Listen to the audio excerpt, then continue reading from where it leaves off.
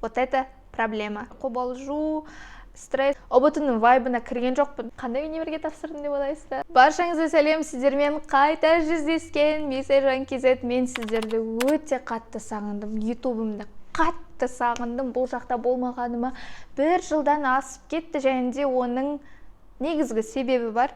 Сол себебі жайлы бүгінгі видеода айтатын боламыз. Нақтырақ айтатын болсам, менің ұбт жолым, ұбт-ға апарар жол. ұбт-ны қалай тапсырдым, қандай мамандық таңдадым, қанша балл алдым, қандай оқу орны, қай қала деген секілді сұрақтарға бүгінгі видеода жауап алатын боласыздар.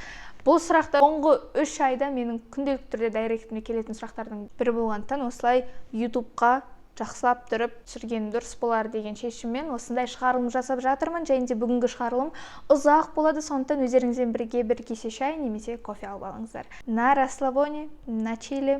Ал ендеше бастаймыз. Ал ендеше көп созбай бастаймыз. Кімнің есінде? Ең әуелі мамандыққа қатысты айтатын болсам, мен 10-шы сыныпқа дейін мамандық, кез келген мамандық таңдай салам. Алматыға оқуға грантқа түссем болды. Потом Алматыда блогерский движухамен жүремін деп ойладым. Онымен 10-шы классы бізде онлайн болды. 10-шы класстың соңғы 10 күні бізде офлайн болған кезде класстастарымның, құрбыларымның, оказывается, 10-шы класс басталғаннан бері ұбт-ға дайындалып жүргендерін көргесін, у меня чуть-чуть шок болған. Оказывается, адамдар үлкен жауапкершілікпен қарап отыр екен ғой ұбт мамандық таңдауға. Сөйтіп, не керек? Өзіме келетін, өзіме қызықты болатын деп, менеджмент, я болмаса пиар саласын таңдаймын деп шештім. Сондай шешімге келемін. Оның бейіндік пәндері география және де математика. Тем более география маған жақын. География менің сүйікті пәнім болатын. Мен географиядан білмейтін жандар болса, олимпиадницамын. Қалалық, аудандық, облыстық олимпиадалардан географиядан жүлделі орындар алып келетінмін мектепке. Фотолар болса қыстырып қоям, болмаса, сол. Өзіме ұнайтын, жеңіл болатын. И бір жағынан математикаға пайдей мен негізі икемім бар.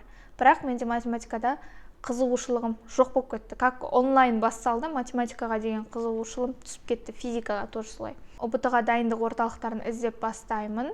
Және де августтың соңында сол таңдаған ұбт дайындық орталығында байқау сынағын тапсырамыз. Ол байқау сынағынан ең алғашқы мен 140-тан 49 балл аламын. Ол кездері мен ұбт-ның қалай өтетінін, қанша пән тапсырады, қандай пәндер деген сияқты ондайға вообще ұбт-ның вайбына кірген жоқпын. Чоп-почем не знаю, короче.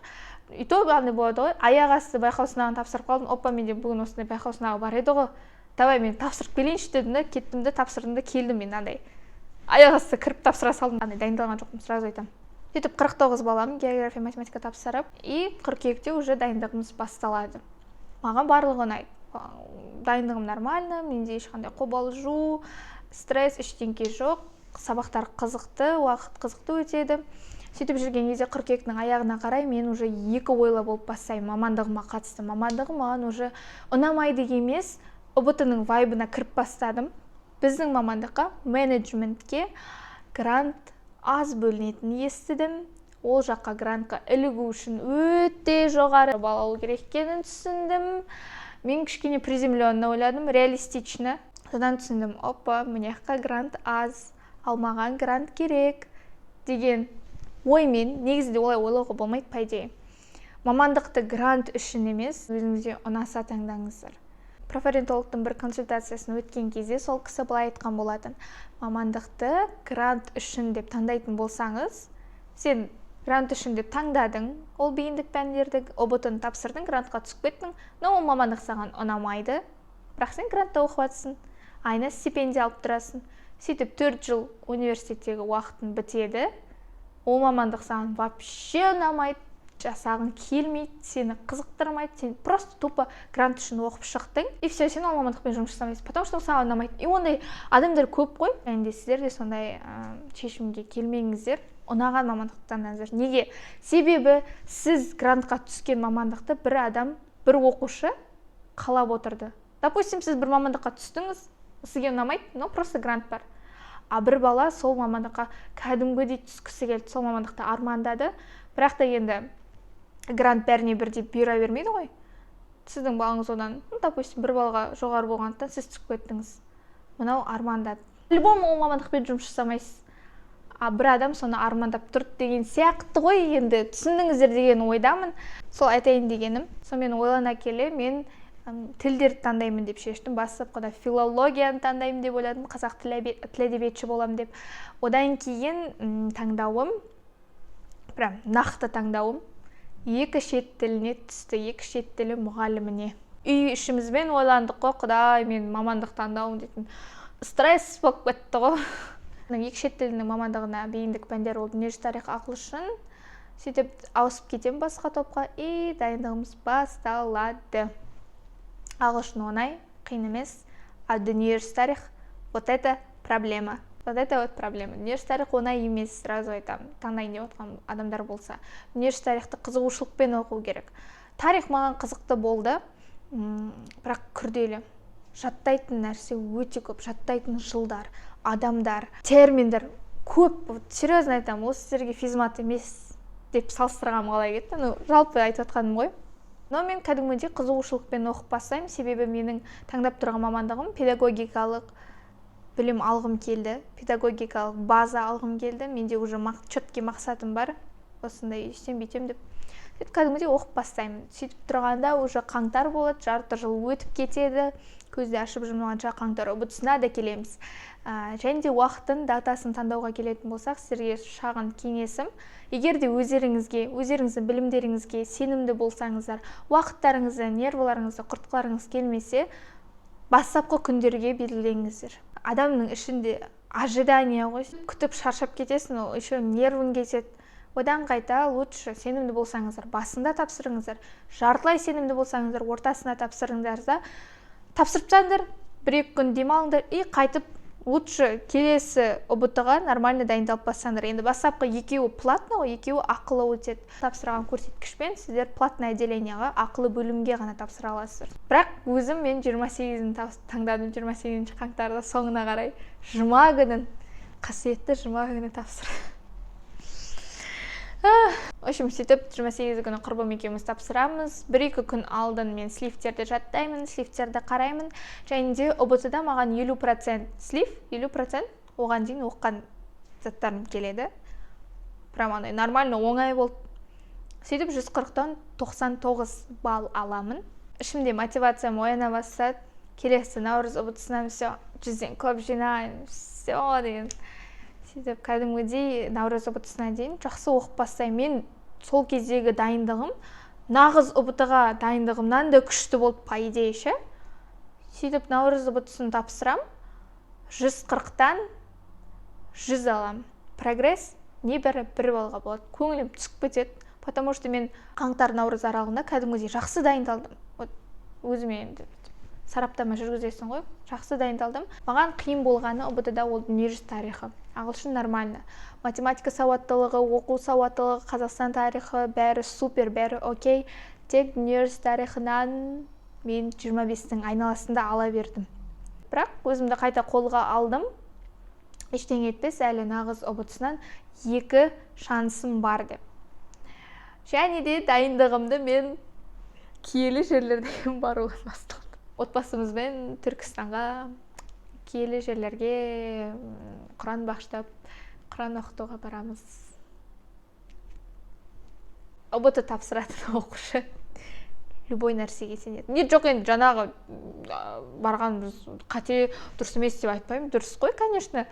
Просто ұбыты тапсыратын кезде сен уже любой нәрсеге сен поставайсың. Рекомендация тиктокта андай шығады ғой, типа мына звукқа түсір, 5 минуттың ішінде саған ақша түседі, бірдеңе түседі деген сияқты. Сондай нәрселерге дейін сеніп бастайсың. Серьезно айтамын, күлмеңіздер. Жоғарғы балл бұйырсын, не болса да маған қайырлы бір шешім болсын деген деп тілеп, в общем, сөйтіп қайтамыз. Басталады нағыз ұбытыға тіркелу. Нағыз ұбыты мамыр, июнь және де июль айында болды. Июльдің 5-іне дейін созды. Енді ең бірінші попыткаға мен мамырды таңдаймын деп шештім. Июньға созбаймын. Менің дайындықтағы группаластарым көбісі июньға қойып тастаған бірінші попыткасын. Мен былай ойладым, созғаннан бәрі ештеңе шықпайды. По-любому созсам июньда ар жағында жаңағыдай госэкзамені болады, сосын вручение аттестата, выпускной болады. Жоқ, мен дайындығым әумин болып жайына қалады. Лучше мен давай мамырда спокойно тапсырсайым деп 24 мамыр таңдаймын ғой. Прикиньте, 24 мамыр не деген логика деймін да. Жоқ, 20-сын таңдауға болады ғой, шамалы ертерек 21-ін 22-ін жоқ. Именно 24 мамыр таңдаймын. Келесі күні бізде 25 мамыр соңғы қоңырау, блин, соңғы қоңырауға дейін 2 апта бұрын дайындық басталады ғой мектептерде. Кәдімгі концертный программаға біреу өлең айтады, вальс билейді, би билейді. Логикам дейтін зашкаливать етіп 24 мамыр таңдағансың ғой. Еще мен 25 мамырға өлең айтам, бірнеше рет өлең айттым. Күнде сол мектепте дайындықта жүрдік 25 мамырға линейкаға. Сөйтіп жүрген кезде аламда ұбт тапсырып келем 24 мамыр күні. Қанша балл алдым деп ойлайсыздар? Жоқ, мен дайындығым жақсы болды. 140-тан 100 алдым. Негізінде прогресс болатын еді, бірақ та нағыз ұбытысында мүлдем слив болмады. О кезде сливтің бәрін алып тастады. Прям отыды полностью алып тастады. Ондай жаңалықтарды естіп жүрді. Әр оқушыға бір нұсқадан жасаған ғой. Таңертең келген нұсқа түстен кейінгі келгенге келмейтін. Потому что мен түстен кейін тапсырдым ау деймін. Жоқ. Мен түстен кейін тапсырдым 24 мамыр күні. Және де таңертең тапсырғандардың ешқайсысы келген жоқ. Сливтерден мүлдем ешқайсысы келген жоқ. Және алдыңғы 2 ұбт-ға қарағанда мынау өте күрделі болды. Кәдімгідей күрделі болды. Одно дело, когда сен оқып, ол нәрсені оқыдың и ұмытып қалдың, жауабын білмейсің. И другое дело, когда сен ол сөздерді вообще көрген жоқсың. Сондай сұрақтар келді, блин деп биттім. Ағылшыннан нормально. Бірақ та сол мені ұстап қалған дүниежүзі тарихы болды. Солай сөйтіп тапсырып келдім, 100 балл алдым, үйге кірем. Мама, қанша балл алдың дейді. Мен бір жағынан я күлерімді, я жыларымды білмеймін, 100 балл алдым деймін. 100 балл негізі жақсы көрсеткіш, өте жақсы көрсеткіш. 100 балл мен по идее грантқа түсуге болады. Осы тұста қосқым келіп тұрған ақпарат бар. 100 балл алсаңыз, 100-ден шамалы көп, 100-ден шамалы төмен алсаңыздар, сіздердің грантқа түсуге өте көп шанстарыңыз бар. Яғни жай қалаларға түсе аласыздар. Жай қалаларға, университеттерге педагогикалық квота бөлінеді, яғни қосымша тағы да гранттар. Астана, Алматы қаласына әкім гранттармен түсе аласыздар. Ол жақта дополнительно тест тапсыратын боласыздар. Бірақ та бір ескеретін нәрсе, бұл жақта бірінші квотасы барларды қарастыратын болады, яғни көп балалы тағы да басқа деген секілді. Бірақ та грантқа шанстар өте көп, себебі менің құрбыларым 100-дің айналасын алған, көпшілігі осындай қосымша гранттармен түскен болатын. Жай қалалар дегенде, мысалға Ақтөбеге, Жұбановқа бөлінеді гранттар. Сол секілді айтып жатқаным ғой, енді кәдімгі просто қалаларға бөлінеді. Алматы, Астанаға ол педагогикалық квота бөлінбейді. Менің көңілім түсіріп тұрғаны, наурызда 100 алдым, мынаяқтан да 100 алып тұрмын да, сол менің көңілім түсірді, а так бәрі күшті. Потому что 100 балл это классный результат, это молодец. Кішкене үйге келіп, настроение шамалы болмайды да, сосын. Енді ертеңгі күні менде 25 май ғой. Депрессияк, стресс болатын уақыт жоқ. Киімдерімді үтіктеп, ертеңгі күнге дайындалдым. Сөйтіп 25 май, анау-мынау, вручение, госэкзамены, потом вручение, выпускной. Менің ұбытым жолы солай болды. Сөйтіп выпускной болады. Әйтеуір мәзбіз. Сөйтіп уақыт өтіп, август басталады. Августта бұл бізде грантқа тапсыру. 4 мамандық таңдайтын. Сол кездері мен профориентологқа консультация сатып аламын. 15 мың теңгеге мама екеуміз супер ақпарат айтты деп айта алмаймын. Так болады. Жалпы гранттан бөлек, гранттардың түрлері көп. Әкім гранты, ректор гранты, спонсорский гранттар болады, компаниялардан бөлетін, я болмаса бір акционерлік бірдеңелерден, бизнесмендер өздерін бөлетін гранттары болады. Солар жайлы зерттей бастадым. 1-2 әкім гранттарына да қатыстым. Енді анар нәтижесі шыққанша дейін 10 август күні грант нәтижесі шықты. Жүрек деген дүрсілдей батыр. Қобалжу деген балай. Түр бермеймін, мен потому что съемкада жүрмін. Сағат 3-те шығады, сағат 2-де ме 3-те шығады деді, вообще. Үйге қарай бара тұрмын. Сағат 2-3 болып қалды, уже грант жауабы шықты. Телефонда сообщениялар кетіп жатыр. Енді класстардың группасында біреулер мен түстім грантқа, үйттім деп бәрі құттықтап жатыр бір-бірлерін. Жүрек деген балай қобалжып баратып, терлеп, қалай болады екен, мен өттім бе екен. Айтпақшы, Алматыны неге таңдамағаныма және де Алматыдан неге бас тартқанымды айта кетейін. Блогерский тусовкада жүруден бас тарттым деп айта алмаймын. Ондай блогерский теманы әлі күнге дейін хочу. Но Алматыда тұрғым келмейтінін түсіндім. Вот просто сондай сезімге келдім. Сондай ойға келдім. И жалпы гранттың нәтижесі шығады, келсем, үйдегілер уже нәтижесін қарап тастаған. Сосын менде уже андай не болып бастайды қайт. Менде истерика басталады. Көкті аламын, списокта қарап шығам. 2 шет тілінде минимум 120 мен түскен ғой грантқа.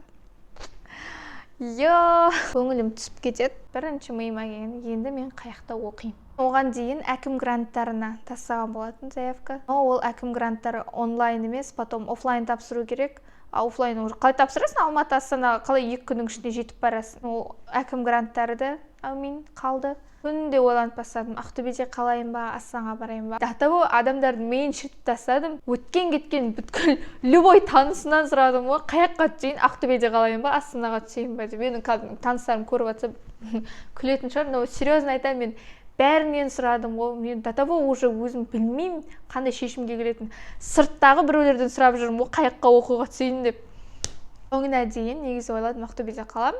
Ой сияқты кәсібімді ашамын деп. Бизнес ашу ол менде бұрыннан бері келе жатқан ой болды. Как раз Ақтөбеде қалсам, как раз қолым бос болады.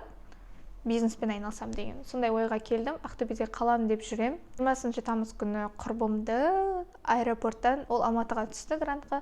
Сол құрбымды енді шығарып салуға аэропортқа барамыз. Шығарып салам, түстің уақыты ғой.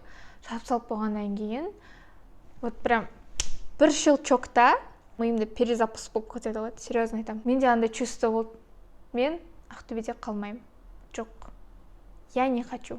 Мен Астанаға кетем деген ойға келдім. Үйге келдім. Менің әкемде де сондай ой келіпті дәл сол кездері. Ойымыз тоғысқан ғой сөйтіп.